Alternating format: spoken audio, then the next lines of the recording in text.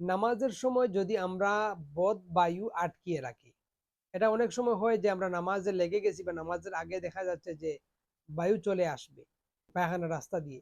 তো ওই সময় আমরা কি করি, এটাকে আটকিয়ে রাখি, আমরা এটাকে আসতে দেই না। যদি চলে আসছে তাহলে অজু করতে হবে এই সেই, এজন্য আমরা এটাকে আটকিয়ে রাখি। তো এরকম আটকিয়ে রেখে যদি কেউ নামাজ পড়ে তাহলে তার নামাজের কোনো ক্ষতি হবে কিনা, এ বিষয়ে ফতোয়ায়ে শামীর মধ্যে উল্লেখ করা হয়েছে। নিচে আমি এবারও দিয়ে দেব, সেখান থেকে দেখে নিবেন।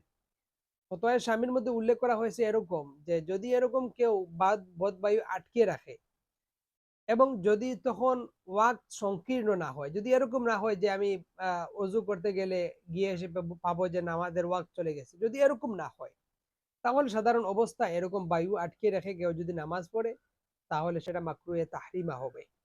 সুতরাং আমাদের উচিত যে এরকম অবস্থায় আমরা এগুলো প্রয়োজন সেরে আমরা এসে নামাজ পড়বো, যদি ওয়াক্ত দীর্ঘ থাকে, দীর্ঘক্ষণ সময় থাকে। আর যদি এটা না করি, ওয়াক্ত আছে আর আমরা এটা না করি, তাহলে মাকরুহে তাহরিমা হবে। আমাদের উচিত হচ্ছে এগুলো সেরে এরপর আমরা নামাজে দাঁড়াবো, নামাজ পড়বো। সুতরাং এই বিষয়টা যেন আমরা একটু জেনে নেই।